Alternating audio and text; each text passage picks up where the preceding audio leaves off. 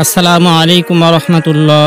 সম্মানিত প্রিয় মুসলিম ভাই এবং বোন, আজ আমরা জানব হাসরের মাঠে যে 10টি প্রশ্ন করা হবে। একদিন আমাদের সবাইকে উপস্থিত হতে হবে সে মহান সমাবেশে, হাসরের ময়দানে। চারপাশে কোটি কোটি মানুষ, কিন্তু সবাই থাকবে আতঙ্কে চিন্তিত। নিজের হিসাব নিয়ে সেদিন কেউ কারো দিকে ফিরেও তাকাবে না, কেউ পারবে না কাউকে রক্ষা করতে। সেই দিন আল্লাহ তাআলা আমাদেরকে করবেন কিছু গুরুত্বপূর্ণ প্রশ্ন, যার উত্তরে নির্ধারণ করবে আমাদের চূড়ান্ত গন্তব্য জান্নাত না জাহান্নাম। হালকা প্রশ্ন নয়, বরং জীবনের প্রতিটি সিদ্ধান্তের জবাব চাইবেন আমাদের রব। আজই জেনে নিন সেই 10টি প্রশ্ন, যেগুলোর উত্তর জানা না থাকলে আফসোস করবেন আর কিছুই করার থাকবে না। সেই প্রশ্নগুলো হলো: নাম্বার 1, 5 ওয়াক্ত নামাজ পড়েছিলে নাকি অজুহাতে কাটিয়ে দিয়েছিলে? কিয়ামতের দিন আপনার আমলের মধ্যে সবার আগে হিসাব হবে নামাজের। আপনি 5 ওয়াক্ত নামাজ ঠিক মতো পড়তেন নাকি অলসতা না অজুহাতে কাটিয়ে দিতেন? রাসূলুল্লাহ সাল্লাল্লাহু আলাইহি ওয়াসাল্লাম বলেন, কিয়ামতের দিন বান্দার আমলসমূহের মধ্যে সর্বপ্রথম নামাজের হিসাব নেওয়া হবে। যদি তা সঠিক হয় তবে সে সফল ও মুক্তি পাবে, আর যদি তা নষ্ট হয় সে ব্যর্থ ও ক্ষতিগ্রস্ত হবে। নাম্বার 2, তোমার জীবন কিভাবে কাটিয়েছো? কিয়ামতের দিন আল্লাহ তাআলা আমাদের জীবনের প্রতিটি মুহূর্তের হিসাব নেবেন। এই হিসাবের মধ্যে একটি গুরুত্বপূর্ণ প্রশ্ন থাকবে: আপনার জীবন কিভাবে কাটিয়েছেন? এই প্রশ্নের উত্তরে আপনার প্রতিটি কাজের হিসাব নেওয়া হবে, কারণ আল্লাহর দেওয়া নিয়ামতগুলোর যথার্থ ব্যবহারই আপনার পরিণতি নির্ধারণ করবে। রাসূলুল্লাহ সাল্লাল্লাহু আলাইহি ওয়াসাল্লাম বলেন, কিয়ামতের দিন কোনো বান্দা এক কদমও অগ্রসর হতে পারবে না যতক্ষণ না তাকে করা হবে 4টি বিষয়ে প্রশ্ন। তার মধ্যে একটি হলো জীবন সে কিভাবে কাটিয়েছে। নাম্বার 3, যৌবনকাল কোন কাজে ব্যবহার করেছো? জীবনের সবচেয়ে শক্তিশালী সময় হলো যৌবন। এই সময়ে মানুষ সবচেয়ে বেশি ভুল করে, আবার সবচেয়ে বড় কাজও করতে পারে। আল্লাহ প্রশ্ন করবেন, এই শক্তি, এই আবেগ, এই সময় আপনি কোথায় ব্যয় করেছেন? রাসূলুল্লাহ সাল্লাল্লাহু আলাইহি ওয়াসাল্লাম বলেন, কিয়ামতের দিন কোনো বান্দা পা নড়াতে পারবে না যতক্ষণ না তাকে 4টি বিষয়ে জিজ্ঞাসা করা হবে। তার মধ্যে একটি হলো যৌবনকাল কোন কাজে ব্যবহার করেছো। নাম্বার 4, রিজিক কোথা থেকে পেয়েছো আর কোথায় ব্যয় করেছো?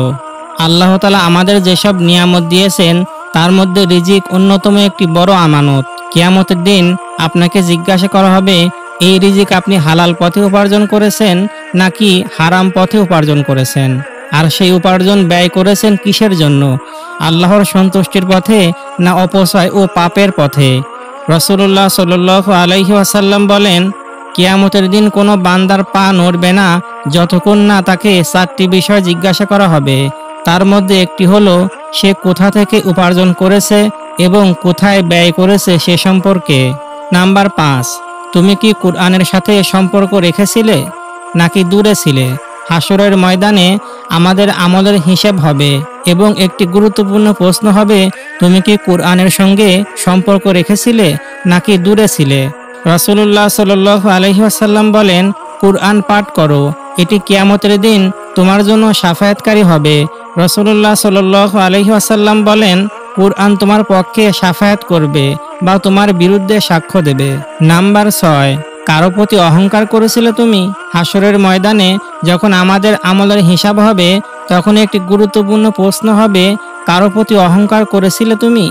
রাসূলুল্লাহ সাল্লাল্লাহু আলাইহি ওয়াসাল্লাম বলেছেন, যে ব্যক্তি মানুষের প্রতি অহংকার করে আল্লাহ তাআলা তাকে কিয়ামতের দিন অপমানিত করবেন। অহংকার একটি মারাত্মক গুনাহ, কারণ এটি আল্লাহর দয়া ও বান্দার জন্য সম্মান অস্বীকার করে। আমাদের উচিত প্রতিটি মানুষের সম্মান দেওয়া, যেন কিয়ামতের দিন আমাদের এই অহংকারের জন্য প্রশ্নের মুখোমুখি না হতে হয়।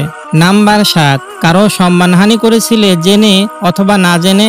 হাসরের ময়দানে যখন মানুষের আমলের হিসাব হবে তখন একটি গুরুত্বপূর্ণ প্রশ্ন হবে, কারো সম্মানহানি করেছিলে জেনে অথবা না জেনে? রাসূলুল্লাহ সাল্লাল্লাহু আলাইহি ওয়াসাল্লাম বলেছেন, যে ব্যক্তি কোনো মুসলমানের সম্মান বিনা কারণে ক্ষুণ্ণ করে আল্লাহ তাআলা তাকে কিয়ামতের দিন অপমানিত করবেন। নাম্বার 8, সুযোগ থাকার পরেও গুনাহ থেকে নিজেকে রক্ষা করেছিলে? হাসরের ময়দানে যখন আমাদের আমলের হিসাব হবে তখন একটি গুরুত্বপূর্ণ প্রশ্ন হবে, সুযোগ থাকার পরেও গুনাহ থেকে নিজেকে রক্ষা করেছিলে?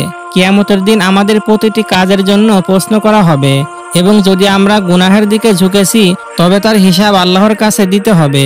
রাসূলুল্লাহ সাল্লাল্লাহু আলাইহি ওয়াসাল্লাম বলেছেন, যে ব্যক্তি গুনাহ থেকে বাঁচতে আল্লাহর কাছে সাহায্য চায়, আল্লাহ তাআলা তাকে সঠিক পথে প্রদর্শিত করেন। নাম্বার 9, কিসের জন্য অন্যের অধিকার নষ্ট করেছিলে? হাসরের ময়দানে যখন আমাদের আমলের হিসাব হবে তখন একটি গুরুত্বপূর্ণ প্রশ্ন হবে, কিসের জন্য অন্যের অধিকার নষ্ট করেছিলে?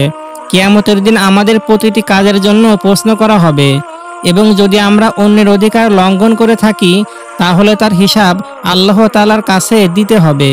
রাসূলুল্লাহ সাল্লাল্লাহু আলাইহি ওয়াসাল্লাম বলেছেন, যে ব্যক্তি অন্যের অধিকার নষ্ট করে তার জন্য হাসরের ময়দানে আল্লাহর কাছে কৈফিয়ত দিতে হবে। নাম্বার 10, আল্লাহর দেওয়া নিয়ামতের কৃতজ্ঞতা প্রকাশ করেছিল কি?